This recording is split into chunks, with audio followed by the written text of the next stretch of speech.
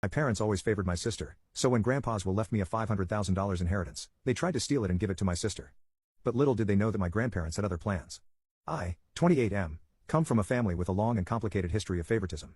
My parents, especially my dad, have always favored my younger sister Amy, 25F, over me. This favoritism started when we were kids and only got worse as we grew up. From my earliest memories, Amy was always the golden child. When I was 5 and she was 2, our parents threw her an extravagant birthday party with a bouncy castle, a petting zoo, and professional face painters. For my birthday that same year, I got a small family dinner and a store-bought cake. This set the tone for years to come. As we grew older, the disparities became more apparent. Amy always got the newest toys, the best clothes, and the most attention. I remember when I was 10, I saved up my allowance for months to buy a new bike. When Amy saw it, she threw a tantrum because she wanted one too. Instead of teaching her about saving or waiting, my parents immediately went out and bought her an even better bike than mine. School was another arena where the favoritism shone through. My parents went to all of Amy's school events but often missed mine. In 4th grade, I had the lead role in the school play. I was so excited and practiced for weeks. On the night of the performance, my parents showed up an hour late, missing my big scene. They said Amy had a tummy ache and they were comforting her. I later found out she was fine, they had just lost track of time while playing with her. When it came to academics, nothing I did ever seemed good enough. In middle school, I consistently got straight A's, joined the math club, and even won a regional science fair. My parents barely acknowledged these achievements, but when Amy got a B+ on a single test in her weakest subject, they threw her a celebratory dinner and bought her a new phone as motivation to keep improving. High school was particularly tough. I threw myself into every activity I could, hoping to win their approval. I was captain of the debate team, editor of the school newspaper, and maintained a 4.0 GPA. Meanwhile, Amy coasted through school, barely maintaining a C average and spending most of her time partying with friends.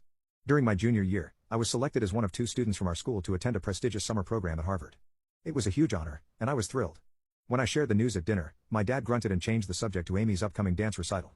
My mom at least said, "That's nice," but quickly moved on. The night of Amy's recital, which fell on the same day I was leaving for Harvard, my parents couldn't drive me to the airport because they didn't want to miss Amy's performance. I had to ask a friend's parents for a ride. The college application process was another painful experience. I spent months perfecting my essays, participating in extracurriculars, and studying for the SATs. I was accepted into several top-tier universities and received a substantial scholarship to my dream school. When I announced this at dinner, my parents' response was lukewarm at best. My dad said, "That's good, but don't let it go to your head. College isn't everything." My mom added, "Just don't forget about us when you're off becoming a big shot." In contrast, when Amy barely graduated high school and decided not to go to college, my parents were completely supportive. They praised her for knowing herself and not conforming to societal pressures. They even bought her a car as a graduation present, something they never did for me. This constant favoritism took a heavy toll on me emotionally. I struggled with depression and anxiety throughout my teens and early 20s. I started seeing a therapist in college, which helped me understand that my parents' behavior wasn't my fault. It took years of work to build my self-esteem and learn to validate myself instead of seeking approval from my parents. Despite the lack of support from my immediate family, I managed to build a good life for myself. I graduated college with honors, secured a good job in finance, and even bought my own house by 27. I'm proud of what I've achieved, even if my parents aren't. Now here's where the current drama starts. My grandfather on my dad's side passed away recently.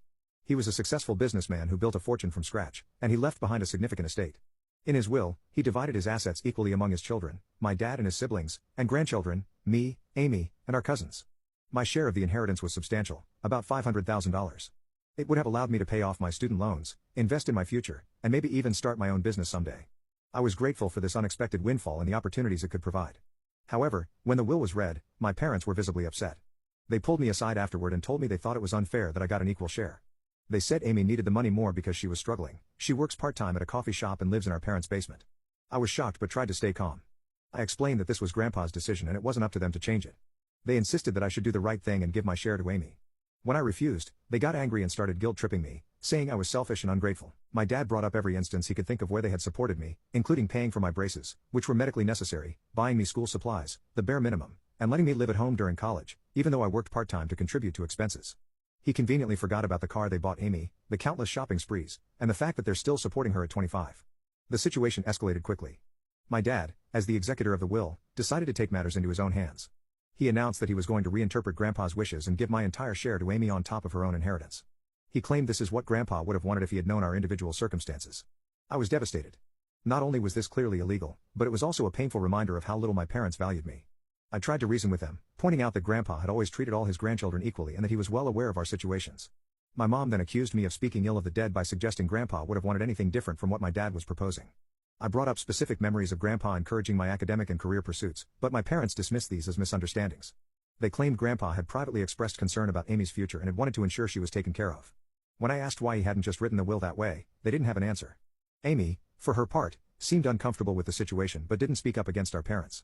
When I tried to talk to her privately, she just shrugged and said, "Mom and Dad know best." It was clear she wasn't going to be any help.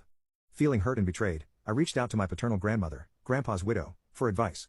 She was furious when she heard what was happening. She told me that this was absolutely not what Grandpa had intended and that my parents had no right to change the will. Grandma shared some information that shed new light on the situation. Apparently, my parents had approached Grandpa a few years ago asking him to leave everything to Amy in his will. Grandpa had firmly refused, stating that he believed in treating all his grandchildren equally. He had even added a clause to his will stating that anyone who contested the equal distribution would forfeit their share. Armed with this information, I confronted my parents. They were shocked that Grandma had told me about their previous attempt to influence the will. My dad tried to justify it by saying they were just looking out for Amy's future, but I could see the guilt on their faces. Grandma took action immediately. She contacted her lawyer and the other executors of the will. She also reached out to my dad's siblings, who were equally outraged by what my dad was trying to do. Together, they put a stop to my dad's plan and ensured that the will would be executed as written. My parents were forced to back down, but they were furious with me. They accused me of turning the family against them and said I should have handled this in-house instead of involving others. Now you can check for a part 2 by pressing share and more.